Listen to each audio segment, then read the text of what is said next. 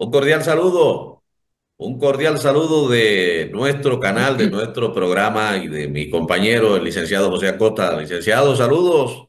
No nos Un veíamos saludo del para año, usted. no nos veíamos del año pasado. Sí, estuvimos ocupados. ¿Qué tal de fin de año? ¿Bien?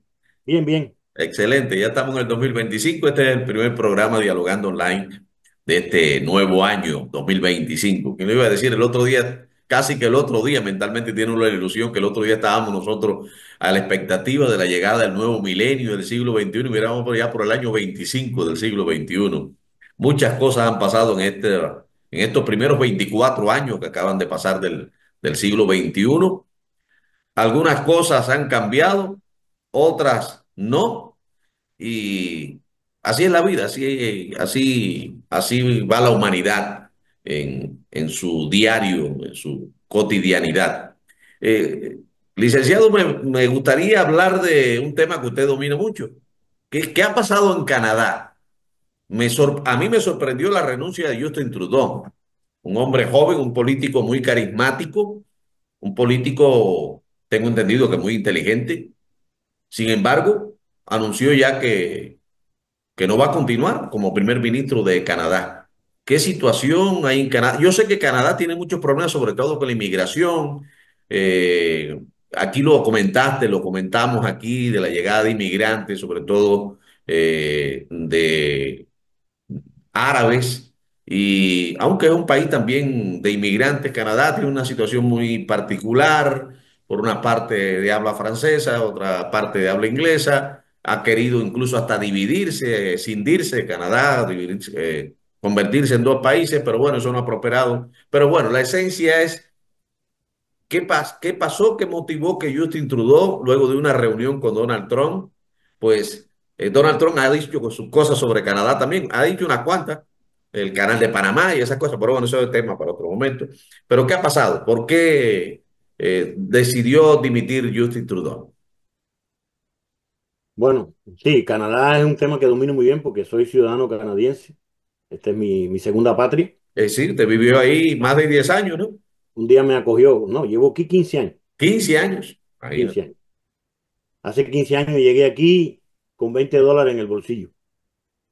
Y este país me dio la oportunidad de crecer como ser humano y como persona, sacar a mi familia de Cuba y garantizarle un futuro próspero a mis dos hijos. Y ahora tengo cuatro nietos. Ah, va para Bueno, cuatro ya. sí. Bueno, el tema de Canadá es mucho más complejo de lo que muchas personas perciben, porque se han ido acumulando un grupo de cuestiones a lo largo de los años que han ido ahora, que se han acumulado y han, como quien dice, explotado en los últimos años. Justin Trudeau renunció esencialmente porque es profundamente impopular actualmente. Se calcula, según las encuestas, que 8 de cada 10 no lo aprueban, no lo querían que continuara como primer ministro. Y que un 59% de sus propios copartidistas, o sea, de los miembros del Partido Liberal, estaban pidiendo de alguna manera que renunciara. En las encuestas estaban manifestando de manera enfática que renunciara, que se fuera. La intención de voto que tiene el Partido Liberal para una siguiente elección está rondando el 16%. Y baja. Eso es la peor, sería la peor votación, el peor resultado en la historia de los liberales, que solamente en cuatro ocasiones anteriores han quedado por debajo del 30%. Su peor rendimiento fue por allá, por el año 2011. El peor fue en el 2011 con el 18,9, pero la peor había sido anteriormente en 1967 con el 22%, en el 84, 28% y en el 2008, 26,2. Esta sería el peor resultado si se mantiene esa tendencia que hay ahora mismo en la encuesta en el momento que se hagan las elecciones. Justin Trudeau se convirtió en el ejemplo más vivo, en el ejemplo más elocuente de lo que se conoce en el mundo como la política woke. Para los que no saben lo que es la política woke, voy a detenerme 2, 3 minutos para precisarla, para que todos entendamos de qué estamos hablando. La frase estoy woke, que significa mantente despierto, surgió en los Estados Unidos en la década de 1930 al desarrollarse dentro del argot de la jerga en el inglés afroestadounidense.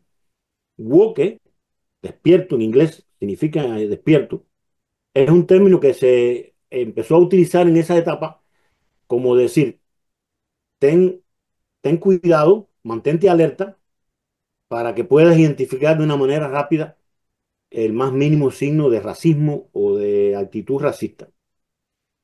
Ese término fue después utilizado o empezó a ser utilizado por la izquierda cuando en el mundo el término socialismo y peor aún comunismo se fue haciendo tan impopular que causa espanto en los votantes. La izquierda rancia de la Internacional Socialista empezó a hacerse dueña de otras batallas, de otras luchas nobles, Ujú, como la lucha por la igualdad de género, la batalla por el cambio climático y otras. Y cuando esta frase se hizo popular, la izquierda se hizo dueña de ella. Y entonces empezó a hablarse ya no solamente como eh, una alerta o mantente alerta sobre un problema de racismo, sino como un término que tiende a identificar la izquierda progresista. ujú. Y después, a lo largo de todos estos años, entonces la derecha o los enemigos ideológicos de la izquierda progresista empezaron a identificar la frase como sinónimo de progresismo, de populismo, de socialismo, y empezaron a usarla en términos despectivos. Empezaron a decir, no, tú eres woke. Y ya era como una ofensa. O sea, es como una manera de identificar a alguien que no está con los pies en la tierra. Esa es en esencia la política woke. Bueno, Justin Trudeau se convirtió precisamente en uno de los líderes mundiales más representativos de esa política. Y a lo largo de los 9 años que ha gobernado Canadá, ha profundizado muchísimo en todos esos aspectos. Ha aprobado leyes que son controversiales, ha convertido la cuestión racial en algo que es sacrosanto en Canadá, el tema de la lucha por la mujer, etcétera, etcétera. Pero al principio, en los primeros años, manejó de manera más o menos adecuada la economía y eso le permitió reelegirse en el 2019 de manera holgada. Ya después en la siguiente elección se volvió a reelegir, pero ya perdió muchísimos votos porque ya había empezado a torcer el camino y había empezado a dejar de atender la economía de manera correcta y se habían empezado a manifestar un grupo de problemas que estaban afectando a los canadienses y entonces a partir de ahí tuvo que gobernar en coalición con una facción, con un partido que es mucho más socialista, que es mucho más radical, que se llama NDP, que incluso hoy en día está liderado por una persona descendiente de pakistaní, que profesa su imagen personal en base a la cultura de sus padres, Sí, no en base a la cultura de Canadá, de lo que es Canadá autóctono. Y a pesar de eso, tiene un porcentaje que ronda el 20% de votantes que le dan su voto a ese partido con ese líder, lo cual significa que hay un 20% de los votantes canadienses que entienden que es normal que potencialmente una persona con semejantes características pueda ser el primer ministro de Canadá, lo cual yo personalmente no estoy de acuerdo, porque yo no tengo ningún inconveniente de que sea descendiente de cualquier cultura, siempre que una vez que va a ejercer la política en Canadá, represente la cultura de Canadá. exacto. No sé, porque ahí es donde está el problema de la política woke, que surgió para luchar contra la discriminación, primero racial y después de todas las otras, pero que ha logrado un nivel de estigma, de dogma, para decirlo mejor. Se ha dogmatizado. A tal punto se ha dogmatizado que, por ejemplo, si usted hoy en día, de manera pública, eh, digamos que divulga o hace visible su condición de macho alfa, se convierte en un objeto de Sí, sí, crítica atroz. sí, sí, en un criminal prácticamente. El que es homosexual puede vanagloriarse de serlo y participar Decirlo de y marchas además anti-gay. tirártelo en cara mañana, tarde y noche por todos los medios de Ajá. comunicación y se casó no sé quién con no sé quién, que a mí no me interesa ni a nadie le interesa. Aquí en México eso, por favor, Y participar de marchas, etcétera, etcétera, y pobre de quien lo vaya a criticar. mira, Pero si el que no es, que es normal, un hombre de toda la vida, pero que presume ciertos dotes que se puede decir como macho alfa, si lo pregona, si lo promueve, entonces se convierte en un objeto de crítica. O sea que hemos pasado de la discriminación del homosexual a la discriminación del hombre que no es homosexual. así es, Entonces, yo, como José René, quiero dejarlo claro, amo la libertad de la orientación sexual. No tengo ningún problema con eso. Tengo grandes amigos en Canadá que fueron excelentes personas conmigo, que han sido mi familia aquí, que tienen una orientación sexual diferente a la mía. Y eso no ha sido ningún inconveniente para que seamos amigos. ¿no? Pero lo que no estoy de acuerdo es que se dogmatice la lucha por esa discriminación o por la otra, para que entonces termine discriminado el otro, Sí. la otra parte. ¿Qué es lo que está ocurriendo? Es lo Es que lo está que está ocurriendo ocurriendo y en también estoy casi en todo el contra mundo que a los occidental. niños se le está imponiendo esos patrones desde prácticamente desde que nacen. Yo estoy en desacuerdo con eso. Como mismo estoy en desacuerdo que estemos a nosotros ahora enarbolando una campaña sobre el heterosexualismo también no es correcto, porque eso sería también discriminar. Yo digo, ya tú sabes que hay un día mundial contra o la homofobia, que es el 17 de diciembre, y yo estoy proponiendo ya entre algunos amigos crear un día mundial contra la heterofobia, es decir, contra lo que está en contra de los heterosexuales, que cada vez son más. Bueno, entonces, ¿qué ocurrió? Que esa excesiva eh, radicalización hacia la izquierda de Trudeau hizo que el programa económico fuera haciendo agua. Voy a ponerle varios ejemplos a los que nos escuchan de cómo el pueblo canadiense ha ido perdiendo el status quo que tenía. Por ejemplo, en el caso de la vivienda, un tema, voy a empezar por la vivienda porque antes que comer, antes que calzar, alguien dijo, se necesita tener un techo. Un techo, exactamente. Bien. En el periodo de los últimos 10 a 15 años, el valor de la vivienda en Canadá ha subido un 40%. Claro, se ha encarecido. Le voy a poner un ejemplo. Una vivienda de cierta prestancia en el Niágara canadiense vale 1.200.000. Cruzas el río Niágara y en el Niágara de Estados Unidos vale 250.000. Entonces, ¿por qué la vivienda en Canadá se ha disparado el precio? Por varias razones. La primera es por un excesivo aumento de la demanda, porque como parte de esas políticas que se han establecido por el gobierno, de libre acceso de inmigración, etcétera, etcétera, una gigantesca cantidad de personas que tenían un alto poder adquisitivo en determinados países del mundo se vinieron a Canadá y empezaron a comprar viviendas que no necesitaban para vivir, sino que la usaron como negocio. Ujú. Entonces eso lo que hizo fue que aumentó de manera exponencial la demanda. Sin embargo, el gobierno de Trudeau hizo casi nada por cambiar una cantidad de reglas y de mecanismos absurdos que existen en Canadá que se constituyen en un freno para la construcción de vivienda. Entonces, al haber una disparidad tan grande en la oferta y la demanda, eso ha sido una causa principal del aumento del precio. Pero no solamente aumentó el precio del valor de la vivienda que se compra y se vende, sino también el de la renta. Un joven que se gradúe en una universidad de Canadá tendría que trabajar 29 años de manera austera, ahorrando para poder tener el dinero necesario para el pago anticipado, como se conoce en inglés el down payment, suponiendo que se mantuvieran los precios como están ahora, lo cual hace que la juventud en Canadá se sienta profundamente frustrada porque no tiene acceso a la vivienda. El segundo problema que se generó, que se agravó con Trudeau, es el déficit fiscal. Por ejemplo, este último año fiscal, el gobierno gastó 62.000 millones de dólares más que lo que recaudó. Y eso lo ha resuelto imprimiendo dinero, que voy a mencionarlo más adelante. El empleo público durante el gobierno de Trudeau se expandió un 43%, lo cual es absolutamente absurdo, porque significa que la burocracia de todo tipo de dependencia del gobierno federal aumentó a tales niveles.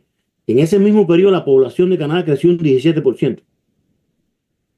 Quiere decir que la infraestructura de gobierno creció más del doble en relación a lo que creció la población. La población. El Producto Interno Bruto per cápita durante décadas en Canadá era aproximadamente el 80% del Producto Interno Bruto per cápita de Estados Unidos. Eso sería más o menos ahora unos 66.989 dólares por persona, si fuera el 80%. Sin embargo, está por 53.371. O sea, no llega al 70%. Quiere decir que en los últimos 10 años, el pueblo de Canadá ha perdido más de 12.000 dólares per cápita en el Producto Interno Bruto por persona. Otro tema que llevó a Trudeau al fracaso en estos últimos años ha sido precisamente el manejo de la política exterior. Él fue exitoso durante los primeros años, pero últimamente se ha metido en un grupo de problemas que se conocen como errores no forzados. Por ejemplo, una ejecutiva de Huawei, una de las compañías de telecomunicación más importantes de China, fue retenida, hecha prisionera en el aeropuerto de Vancouver hace unos años atrás, solo para satisfacer determinada situación jurídica que esa persona tenía en un tribunal de Estados Unidos. Eso rompió todo tipo de relación, o sea, creó una crisis diplomática con China que fue profundamente perjudicial para Canadá. Después, Trudeau entró en conflicto con el primer ministro de la India por defender a un terrorista calistaní que, según Trudeau, el primer ministro de la India estaba planeando asesinar dentro del territorio de Estados Unidos, dentro del territorio canadiense.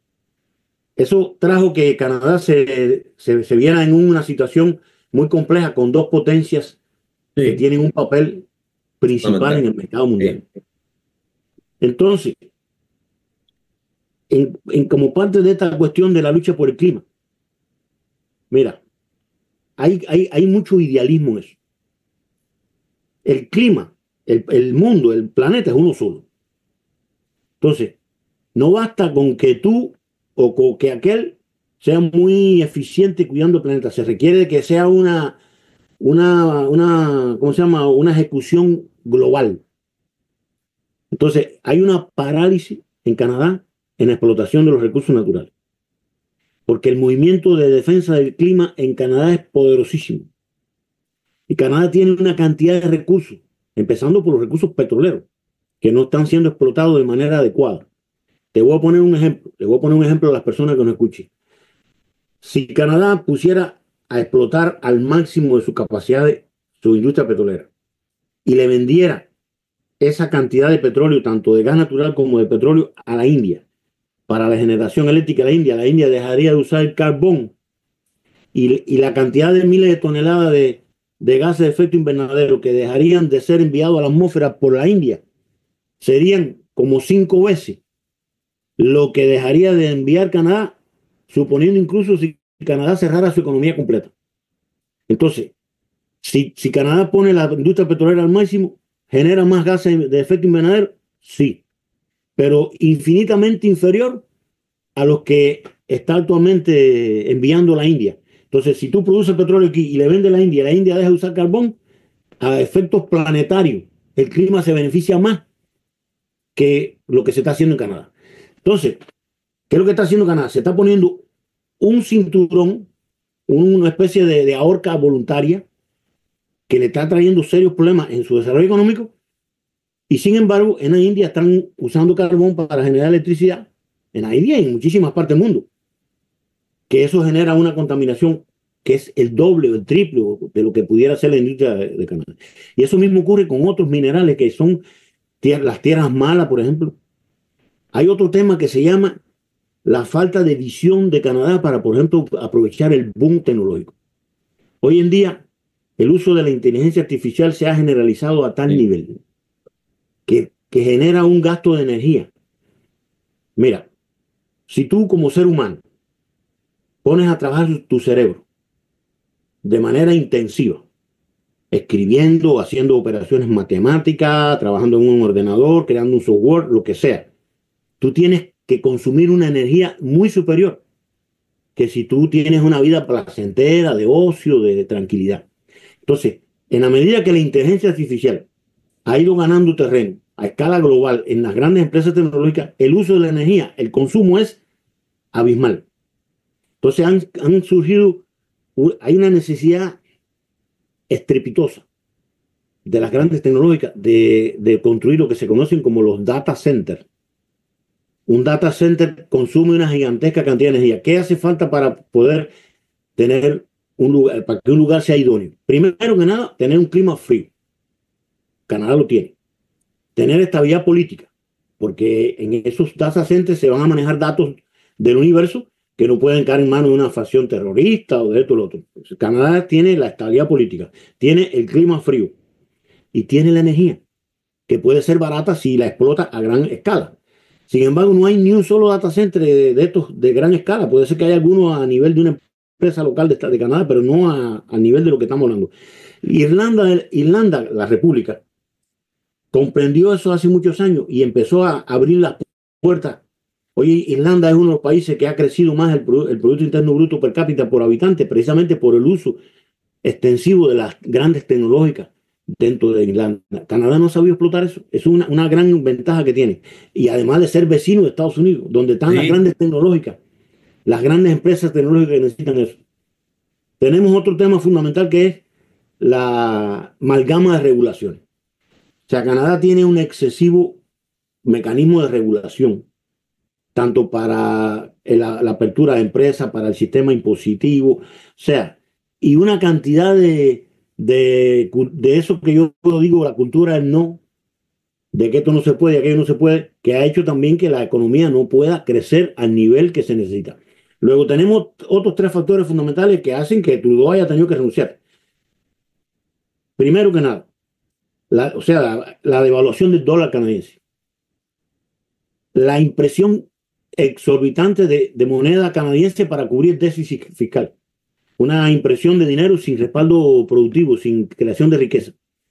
Y por razones de la inflación, altos impuestos, altos intereses en los bancos. Entonces, esa combinación de esos tres factores ha hecho perder el poder adquisitivo del salario canadiense a niveles que hoy una familia, el nivel de uso que los canadienses hacen hoy a los bancos de comida que se llaman los food bank es enormemente mayor que lo que era hace unos años atrás. Quiere decir que hay cada vez mayor cantidad de familias que necesitan ir a un food bank para poder comer. Entonces, hay una cultura de los sindicatos, o sea, una presencia omnipresente, una influencia omnipresente de los sindicatos. Una cantidad de sindicatos que existen en Canadá, que aquí se le llaman union, que tienen una desconexión de la realidad, pero una desconexión que está respaldada por un amplio sector del pueblo. Hay una gran cantidad de pobladores legítimos de Canadá, entre ellos mis amigos, que apoyan a los sindicatos ciegamente, los cuales, entre más prebendas, entre más beneficio, entre más salario por hora reciben, más quieren. Y cada vez que llega la renovación de un convenio colectivo, es una huelga. Ahora mismo el sistema de Canadá postal se pasó varios meses paralizado con una afectación económica y de todo tipo al pueblo canadiense tremenda, porque el sindicato de Canadá Post sencillamente se declaró en huelga y tuvieron a punto de declararse en huelga la gente del TTC, el transporte público, y así a más atrás los del otro, el otro. Entonces, ¿qué sucede? Que cada vez que el gobierno cede más prebenda, más beneficio para esa gente que está en esos sindicatos, es a costa de aumentar el déficit fiscal fiscal. o de aumentar los impuestos. Porque todo gasto, y esto es lo que el pueblo no entiende, que es lo que yo creo que le falta que alguien se lo diga, cada gasto alguien lo tiene que pagar. O sea, cada derecho que se le da a una persona o a un colectivo de personas, alguien lo tiene que pagar. Exacto. Eso de que no, que aquí la salud es gratis, eso es una falsa interpretación. No es gratis. La salud es muy costosa. Lo que pasa es que la paga un seguro médico global que lo paga a su vez los contribuyentes que son los que pagan impuestos. Así es. Entonces, yo creo que hay que ponerle coto a ese tema de los sindicatos, porque ya eso se ha hecho un problema serio.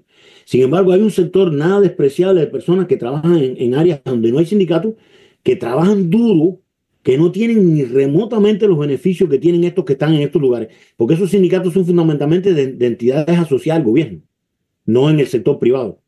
Entonces, la inmensa mayoría de los trabajadores del sector privado que están trabajando de sol a sol, pagando impuestos para que esa gente cada día viva mejor. Es una especie de casta Sí. que ha ido surgiendo a parada por esta. Aquí también, aquí en México también es así. No, no, no. Lleno de Y, burócratas, no resuelven nada y hay gente ahí que tú los ves ahí y no tienen beneficio ninguno.